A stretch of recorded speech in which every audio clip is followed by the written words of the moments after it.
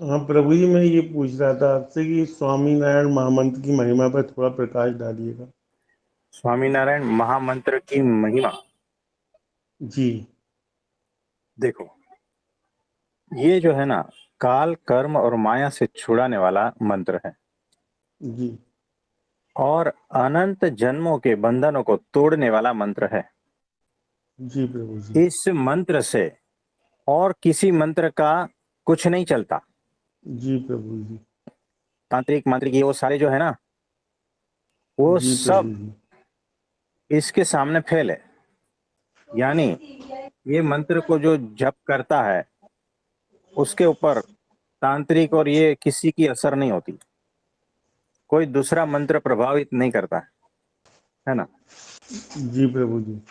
और इससे परम मुक्ति, यानी जन्म मरण के चक्र से छूट जाते हैं। और जी। साक्षात परब्रह्म ने दिया हुआ ये मंत्र जी प्रभु जी। है ना। इसीलिए ये बड़ा अद्भुत, शक्तिशाली, इस लोक का नहीं, अलौकिक, माया से पार वैसा मंत्र है ये। तो इसका निरंतर जप करते रहना है। जी प्रभु जी। इस मंत्र को जपने वाले को यमराज और ये सब वो लेने नहीं आते, साक्षात भगवान लेने आते हैं। जी प्रभु जी। अंत समय में साक्षात भगवान आते हैं। और इस मंत्र को जप जो जप करता है, वो और कोई लोक में नहीं जाता है, नरक में नहीं जाता है ना। जी। और इसका कल्याण ही होता है इसको जपने वाले का। तो बड़ा अद्भुत मंत्र है। जी प्रभु जी। नमस्ते। ये मंत्र कैसे जपना होता है और कब कब जपना होता है?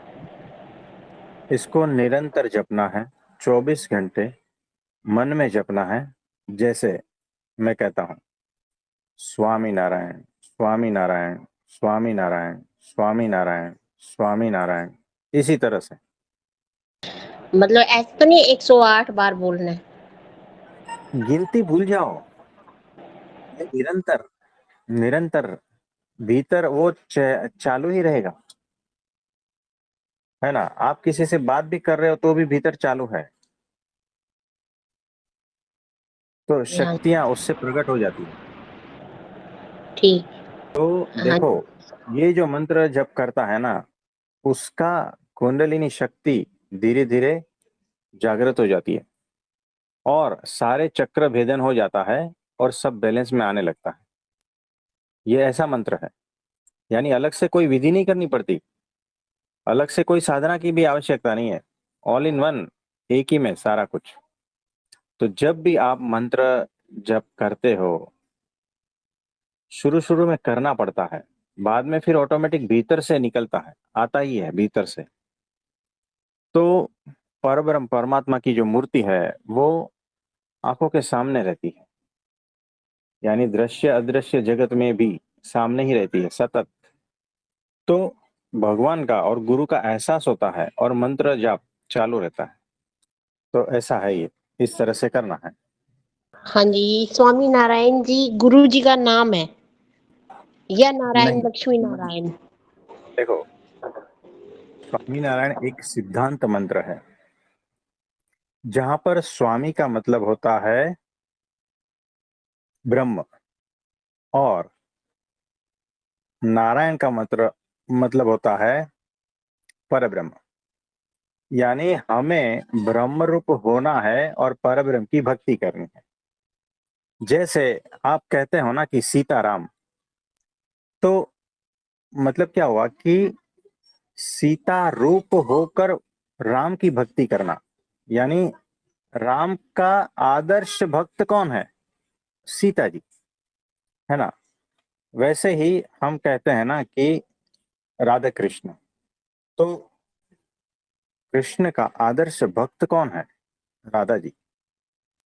वैसे ही लक्ष्मी नारायण, नर नारायण, ऐसे जोड़े में शब्द है ना, वैसे ही ये स्वामी नारायण, जिसका मतलब है कि स्वामी रूप, स्वामी यानी अक्षर ब्रह्म सत्पुरुष, वो जो मूल अक्षर मूर्ति है ना, वो उनका नाम था गुणातीतानंद स्वामी, इसीलिए वो स्वामी और नारायण यानी पुरुषोत्तम, परमात्मा, परब्रह्म, बहुत सारे नाम हैं।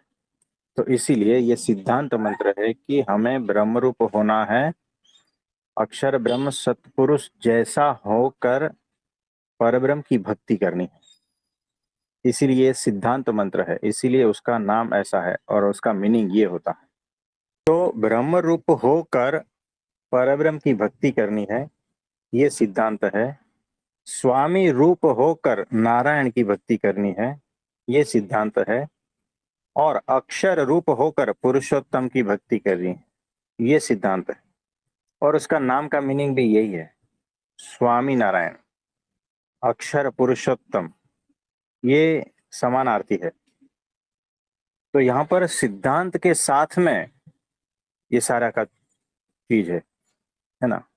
इसीलिए उनके मंदिरों में देखोगे तो डबल मूर्ति है ना। और ये दो तत्व है जो भगवत गीता, उपनिषद और ब्रह्म सूत्र, ये सारे जितने भी ग्रंथ है, शास्त्र है, उसमें ये सारा कुछ दिया गया है, लेकिन पता किसी को भी नहीं है ना।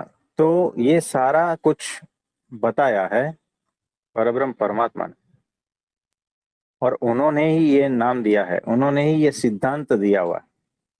आप समझे? हाँ जी, हाँ जी।